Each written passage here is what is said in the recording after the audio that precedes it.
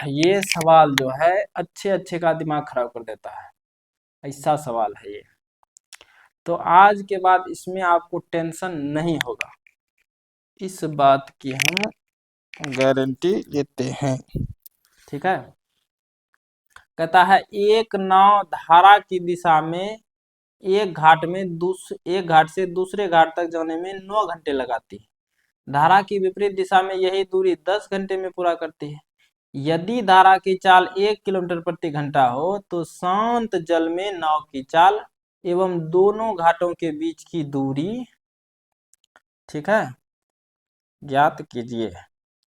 तो एक चीज हमको बोला है कि दोनों दूरी समान है। देखिए धारा के विपरीत दिशा में यही दूरी, जो दूरी धारा की दिशा में लग रहा था, तो दूरी तो हमारा समान है ना। तो अब खाली हमको हल करना है।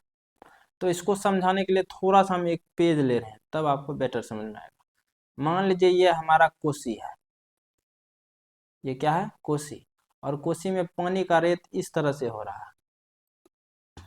ये हमारा हो गया धारा का चाल, ठीक है। ये जो धार बह रहा है,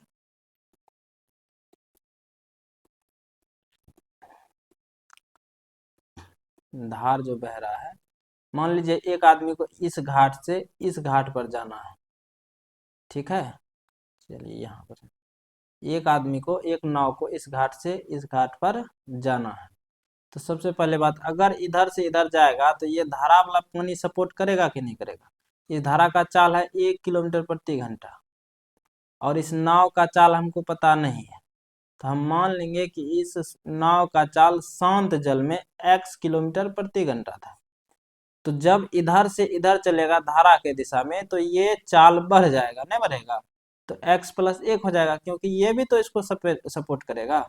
आप मान लीजिए पानी में तैरते हैं, तो जिधर आप धार बहता है उस दिशा में बहिएगा तो आपको पानी भी धकेलेगा, ठीक है।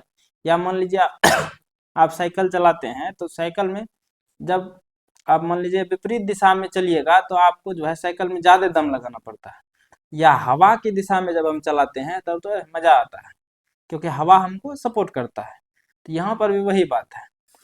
अब इसमें क्या करना है, तो इस दिशा में चलते चलते जो चाल हो गया x प्लस 1 हो गया। मान लीजिए इस चाल से यहाँ तक पहुँचने में इसको समय लग गया 9 घंटा, कम समय लगता है। तो कुल दूरी यही ना होगा, चाल गुना समय। अब बोला यहाँ तो आ गए, अब इस बार यहाँ से फिर इधर चलना है हमको।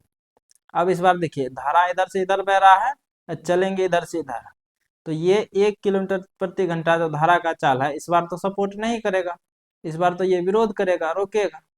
और इस नाव का चाल x था, तो x माइनस 1 किलोमीटर प्रति घंटा इस नाव का चाल होगा ना, विरोध करेगा।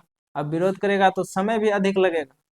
तो जब विपरीत चल रहा था तो उस समय लिया 10 घंटा। तो ये दूरी जो है, दूरी तो हमारा सेम टू सेम है, चाहे ये लीजिए चाहे ये लीजिए। अब दोनों दूरी बराबर है तो दोनों को बराबर करके हल कर देंगे, ठीक है, इस तरह से। अब समझते हैं वहां पर। तो मान लिए कि शांत जल में नाव की चाल x किलोमीटर प्रति घंटा है। शांत जल में नाव की चाल क्या मान लिए, x किलोमीटर प्रति घंटा है। करने चल गया। और धारा की चाल तो दिया गया है 1 किलोमीटर प्रति घंटा। तो धारा की चाल 1 किलोमीटर प्रति घंटा। तो धारा की दिशा में नाव की चाल क्या हो जाएगा, कि इस दिशा में जा रहे हैं तो इस दिशा में चाल हो जाएगा x प्लस 1 किलोमीटर प्रति घंटा, क्योंकि ये तो सपोर्ट कर रहा है हमको इस बार ना। तो धारा की दिशा में नाव की चाल हो गया x प्लस 1 किलोमीटर प्रति घंटा, ठीक है। और समय दिया था 9 घंटा, कि धारा की दिशा में जब चल रहा है उस समय इस घाट से उस घाट जाने में 9 घंटा समय लेता है। तो समय दिया है, चाल दिया है, तो दूरी निकाल सकते हैं कि धारा की दिशा में चली दूरी, दूरी बराबर होता है चाल गुना समय। चाल है x प्लस 1 और समय है 9, तो यही हो जाएगा दूरी, किलोमीटर। ये तो धारा की दिशा का बात की। अब धारा की विपरीत दिशा में ना, दूसरा कंडीशन में बोला है कि विपरीत दिशा में भी चलना है। देखिए धारा की विपरीत दिशा में यही दूरी 10 घंटे में पूरा करती है। अधिक समय इसीलिए लग रहा है क्योंकि वो धारा की चाल जो है इसका विरोध कर रहा है ना।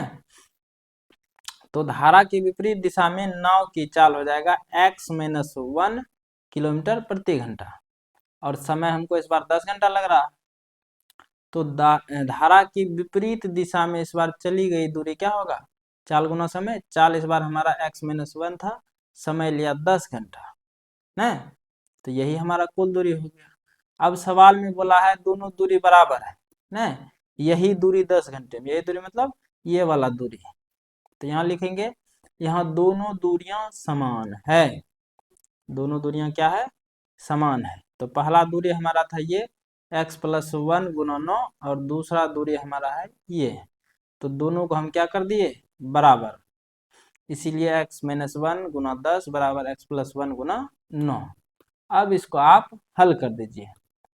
10 गुना 1 10, और 10 गुना x 10x, ठीक है। 9 गुना x 9x, 9 गुना 1 9।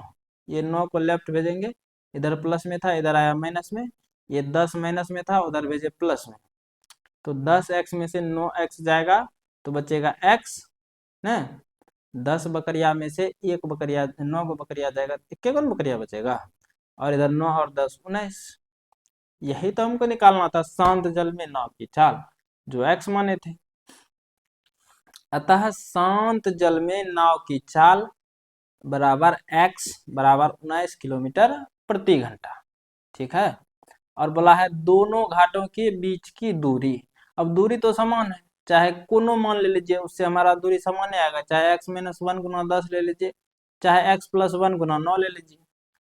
तो हम ले लिए फिलहाल x-1 गुना 10, x का मान 19 घटा 1 गुना 10, 19 में से 1 जाएगा 18 गुना 10, 180 किलोमीटर, ठीक है।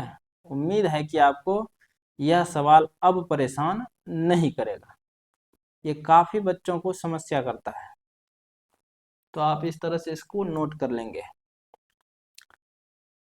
अब देखते हैं प्रश्न संख्या अगला।